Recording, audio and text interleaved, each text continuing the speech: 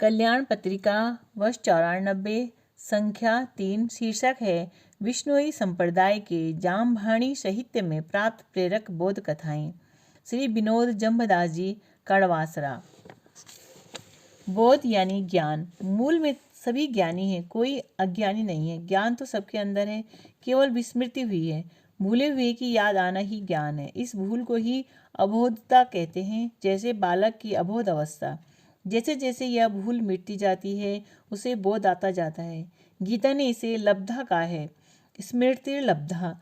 खोई हुई वस्तु की पुनः प्राप्ति को लब्धा कहते हैं। यह प्रत्येक व्यक्ति का अनुभव है कि वह कोई नई बात सीखता है तो उसे लगता है जैसे उसे यह पहले से ही पता थी, परंतु याद नहीं आ रही थी।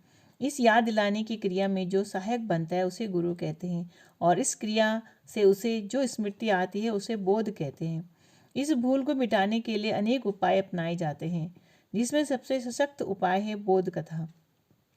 कथा के माध्यम से किसी बात को सहजतापूर्वक समझा जा सकता है। बोध कथा में पात्र के चरित्र को इस तरह सुरुचिपूर्ण ढंग से प्रस्तुत किया जाता है कि पाठक को वह चलचित्र की तरह लगता है और कथा संदेश सुगमता से उसे ग्राह्य हो जाता है। कथा सत्संग का मूल उद्देश्य यही है कि जीव को परमात्मा के साथ उसके अभिन्न संबंध का बोध हो जाए। अनन्य मत पंथों की तरह विष्णुई संप्रदाय के साहित्य में भी बोध कथाएं विपुल मात्रा में मिलती हैं। राजस्थानी भाषा में काव्यात्मक शैली में लिखी गई ये कथाएं साहित्य जगत में अपना विलक्षण स्थान रखती है। संवत 1542 में श्री गुरु जम्भेश्वर भगवान अपर नाम श्री जाम्भोजी द्वारा संस्थापित विष्णुई संप्रदाय का साहित्य, जिसका प्रचलित नाम जामभाणी साहित्य है, उसमें विष्णुई संत कवियों की 16वीं-17वीं शताब्दी की रचनाओं पर नजर डालें तो वह प्रमुख रूप से विल्होजी, केशोजी गोदारा और सुरजन जी पूनिया, इन 3 संत कवियों की कथाओं का उल्लेख करना यहाँ समीचीन होगा। इनके अलावा संप्रदाय में और भी कई ऐसे रचनाकार हैं जिन्होंने कथाएं लिखी हैं। संत विल होजी की कथा, धड़ाबंद कथा, अवतारपात कथा, गुगली एकी कथा, पुलहेजी की कथा, दूणपुर की कथा, जैसलमेर की कथा, झोर डांकी कथा, ज्ञानचरी और संत केशवदास जी गोदारा की कथा, बाल लीला कथा, उदय अतली की कथा, शैनशे जोखाणी की कथा, मेड़ते की कथा, चित्तौड़ की कथा, स्कंदर की कथा, जती तालाब की कथा, बिकतावली कथा, लोहा पांगल की कथा, भीयू दुसासणी की कथा, सुरगा रोहिणी कथा, बैसोवाणी कथा, मृगलेखा की तथा संत सुरजन दास जी पूनिया की कथा, चेतन कथा, चिंतावणी कथा, धर्मंचरी कथा, हरिगुण कथा, अवतार की कथा, प्रसिद्ध कथा, गजमुख कथा, उषा पुराण आदि इन संतों की प्रसिद्ध रचनाएं हैं। उपरोक्त इन कथाओं की विषय वस्तु का हम अवलोकन करें तो ये सब जीव को संसार की असारता बताकर उसे ईश्वर साक्षात्कार की ओर प्रेरित करती हुई प्रतीत होती है। विस्तार भय से इन कथाओं में से कुछ ही की ही यहाँ चर्चा संभव है।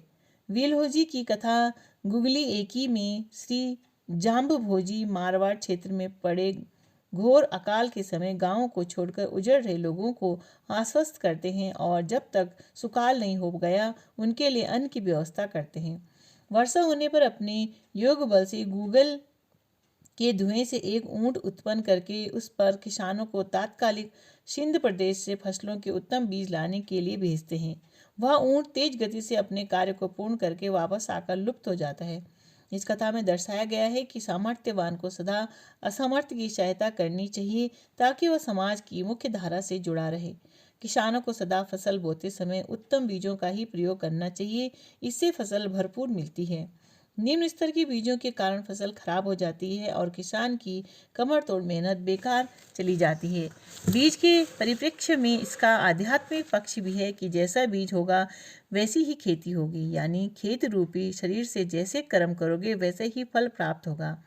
इन्हीं की अन्य कथा जिसका नाम कथा दूर्णपुर की में एक चतुर्थ वर्ण के मोतीराम नामक भक्त की कथा है।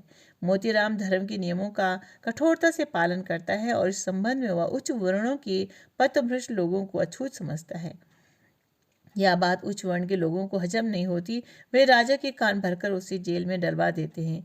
वहाँ वह अपने गुरु श्री जमभोजी जी से करुण पुकार करता है। वे वहाँ पर प्रकट होते हैं और राजा तथा प्रजा दोनों को उपदेश देते हुए कहते हैं कि भगवत प्राप्ति में सब जीवों का समान अधिकार है। इसमें वर्णभेद निरर्थक है। कोई उत्तम कुल में जन्म लेने मात्र से उत्तम नहीं बन जाता। उसके कर्म ही उसकी स्थिति निर्धारित करेंगे। उत्तम कुलिका उत्तम न होइबा कारण करिया सानु शब्द वाणी। भगवान की कलम सबका हिसाब किताब लिखती है, वह मिटाया नहीं जा सकता। कोई इस भ्रम में नहीं रहे कि मेरा कुल वर्ण बहुत ऊंचा है। किए हुए कर्म तो भोगने पड़ेंगे। कलम जा सीजन हार की परति न पाछी होय, जो करिसी सो भुगतसी भ्रम न भुलई कोय। इस कथा में मोतीराम द्वारा अपनी पत्नी को कही गई दो पंक्तियां अति मार्मिक बन पड़ी हैं, जिसमें वह अपनी पत्नी को धीरज देते हुए कहते हैं कि हमें तो अहर्निश भगवान का भजन करना है। वे चाहेंगे तो इस संकट से उभार लेंगे। अगर हमारे भाग्य में ही इन लोगों के हाथों मरना लिखा है तो भी कोई चिंता की बात नहीं है, क्योंकि धर्म का पालन करते हुए मरने पर मोक्ष मिलेगा। कवि ने मोतीराम को साधु कहकर संबोधित किया है। साध कहा शून्य साधनी, शिवरो सृजनहार, उबेरे तो उबराम, मराम तो मोख द्वार। वीलहोजी द्वारा रचित कथा झोर डांकी रावण और गोयंद नामक दो चोरों की कथा है। वे मारवाड़ से सिंध प्रदेश में पशु चुराने के लिए जाते हैं। रास्ते में बियावान बहुत लंबा चौड़ा रेगिस्तान पड़ता है। गर्मी का मौसम था। उनके पास पानी से भरी हुई चमड़ी की बनी हुई पखाल थी। उसे वे एक वृक्ष पर टांग कर चले जाते हैं। वहां जाकर उन्होंने बहुत सी चोरियां की और वापस लौटते समय रेगिस्तान को पार करते हुए प्यास से व्याकुल होकर जैसे तैसे उस वृक्ष के पास पहुंचते हैं। पानी पीने के लिए जैसे उस पखाल को नीचे उतारा, वह तो खाली मिली। किसी जानवर ने उसे काट दिया था, जिससे सारा पानी बह गया। अब उनके प्राण सूखने लगे। उन्होंने श्री जम्भोजी जी से प्रार्थना की कि आज किसी प्रकार प्राण बच जाए तो हम यह चोरी का धंधा छोड़ देंगे। तब एक छोटा सा बादल प्रकट होता है और पानी बरसाकर पास के एक बड़े से गड्ढे को भर देता है।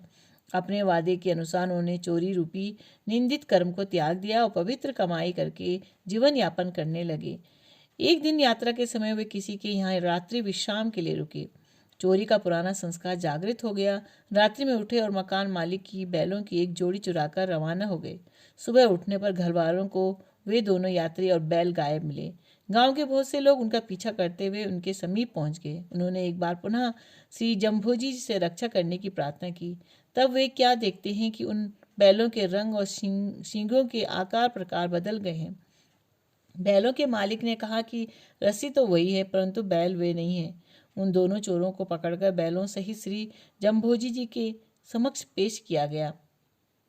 उन्होंने उन चोरों को फटकारते हुए कहा कि अपने पाप कर्मों के लिए हृदय में ग्लानि भरकर घोर पश्चाताप करते हुए उन कर्मों को पुनः न करने का संकल्प ही सच्चा प्रायश्चित है, परंतु ऐसे संकल्प के बाद भी दोबारा उन कर्मों के करने से दुर्गति ही होगी, क्योंकि रोज रोज बैलों का रंग और सींगों का आकार नहीं बदलेगा। यानी ऐसे में रक्षक कब तक रक्षा करेगा। दयाहीन और चोर स्वर्ग में प्रवेश पाने के अधिकारी नहीं है। जप तप शील क्षमा और साधु सेवा से पाप नष्ट हो जाते हैं और ये गुण कैवल्य ज्ञानी के संसर्ग से प्राप्त होते हैं। गोयंद चोरी ना करी, कलंक न लाई रहा, बार बार होसी नहीं, सेद वरण अरुष यहाँ। सीख दिया गुरु कहा, सांभल रावण छोर, सुरगे दाद न पावई, दयाहीन अरुचोर। जप तप शील क्षमंती और साधा की सेव, यह पांचों पालन पाप का केवल ज्ञानी देव। कवि केशव जी गोदारा की एक रचना कथा उदय अतली की में आतिथ्य सत्कार का मार्मिक चित्रण किया गया है। उदो और अतली नामक दंपति अतिथि सेवा के लिए इतने आतुर रहते कि जिस दिन उनके घर कोई अतिथि नहीं आता उन्हें चैन नहीं पड़ता। उन्हें जब लगता कि इस गांव में अतिथि कम आते हैं तो वे उस गांव को छोड़कर दूसरे गांव में बस जाते। अतिथि को वे भगवान मानते और उसकी बहुत प्रेम पूर्वक सेवा करते, उनके लिए विभिन्न प्रकार के व्यंजन बनाते और उसकी थाली में तब तक घी डालते जब तक अतिथि आग्रह पूर्वक मना न कर देता। कई बार तो ऐसा भी होता, जब घी डालते समय अतिथि का ध्यान कहीं और चला जाता तो घी थाली के ऊपर से बहने लगता। अतिथि देवो भव की उक्ति को चरितार्थ करने वाले उस दंपति का जीवन उस दिन सफल हो जाता है जब भगवान उनकी सेवा से रीझ कर उनके घर पधारते हैं और छद्मवेश में उनके सेवा धर्म की परीक्षा लेते हैं। उदो अतली उस परीक्षा में उत्तीर्ण होते हैं। भगवान प्रकट होकर दर्शन देते हैं और उन्हें अपना निज धाम प्रदान करते हैं। विद्य सुम वस्त्र धरियो बिछाए, जन जीमेण ने लिया बुलाए। चरण पखाल्य चरणोदिक पिया, जो जीम सो न कर नाकार। अतली घीरत न खणे धार, अतली का हुंती आखणी। नाकार विण्य ने रह खणी, धन खरच धड़के नहीं हियो। उम निहचो अतली जी कियो, अतली अंतरी असो पियार। भगत पधारियो सिरजन हार। स्वार्थ के वशीभूत हुए संसार को जब अतिथि भार रूप लगता है, तब यह कथा उसे प्रेरणा देती है कि अतिथि सेवा भी भगवत प्राप्ति का एक साधन है। केशव जी गोदारा की कथा शैंसे जोखानी की में शैंसा कछुआ अपने गांव का एक संपन्न आदमी है। वह जम्भू जी का शिष्य है और उनके पास जाकर वह अपने थोड़े से किए दान को अधिक बताकर उसकी शेखी बखाड़ता है। तब वे उसे ऐसा करने से रोकते हैं। वे सदैव अपने उपदेश में कहते हैं कि दान करने के बाद उसका अभिमान नहीं होना चाहिए। अपने पास उपलब्ध थोड़ी वस्तु में से भी थोड़ी दान कर देनी चाहिए। होते हुए ना नहीं कहना चाहिए। भगवत दर्पण किया हुआ दान अनंत गुना फलदायी होता है। परंतु शैंसे पर ये बातें असर नहीं करती। एक दिन श्री जाम्भो जी रूप बदलकर उसके घर भिक्षा लेने जाते हैं। तब उसके घर की स्त्रियां उन्हें अनादर पूर्वक रात्रि का बासी भोजन और ओढ़ने के लिए एक मैली कुचली फटी पुरानी गूदड़ी देती हैं तथा उनका भिक्षा पात्र भी खंडित कर देती हैं। दूसरे दिन सुबह जब शहंशाह उनके पास आकर प्रतिदिन की भांति अपने दानाभिमान का प्रदर्शन करता है तो उसे वे वस्तुएं दिखाई जाती हैं जो कल उसके घर से भिक्षा में प्राप्त हुई थी। वह बहुत लज्जित होता है। उसे अपने व्यर्थ के अभिमान पर ग्लानि होती है और उसे लगता है कि इस दोष के कारण भगवान मेरा त्याग कर देंगे, फिर मुझे भवसागर से कौन उभारेगा। पश्चाताप करते हुए शहंशाह भविष्य में अभिमान न करने का प्रण लेता है। भवसागर जाम परत जानत पीड़ियो जोई, हरजी छोड़ हाथ ता काड़ी ने सक कोई। सूरजन जी पूनिया की कथा हरिगुण में भगवान की अपार महिमा का बखान इस संकोच के साथ किया गया है कि कहाँ तो आपकी महिमा का सागर और कहाँ मैं एक छोटा सा पक्षी, मेरी चोंच में सागर कैसे आ सकता है।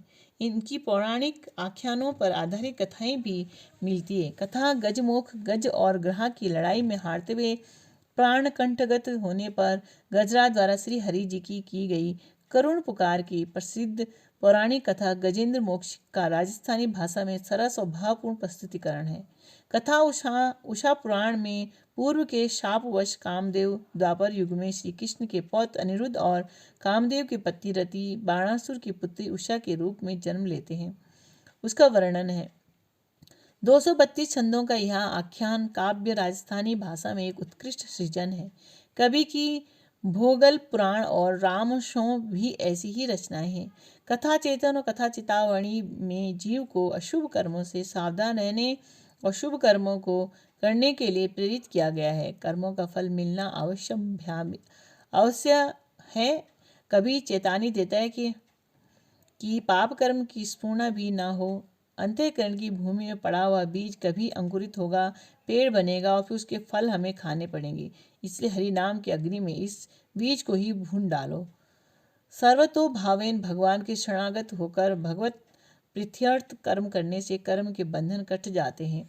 निम्नलिखित सवैया एक प्रकार से उनकी कथाओं का सार है और उनके शरणापन्न भाव का श्रेष्ठ उदाहरण है। मग कियो तदि भाजी गयो, सिंह कियो तदि मारण धायो। राजी कियो तदि दान दियो, रंग कियो तदि मांगी के पायो। जो ही कियो सो मानी लियो, अब और सोह हरि के मनि भायो। हे प्रभु, आपने मुझे हिरण बनाया तो मैं जान बचाकर भागा, शेर बनाया तो शिकार किया, राजा बनाया तो दान दिया, भिखारी बनाया है तो मांग कर गुजारा किया। आपने जो विधान किया वही मैंने स्वीकार किया, और आगे भी जो आपको अच्छा लगे वही करना। वास्तव में कथा तो वही है जो जीव को भगवान में लगा दे, बाकी तो सब व्यथा है। जामभाणी संतों ने अपनी कथाओं में इस भाव का सम्यक निर्वहन करते हुए अपनी कलम से ऐसी प्रेरणादायी कथाओं का सृजन किया है जो अनंत काल तक मुमुक्षुओं का मार्गदर्शन करती रहे।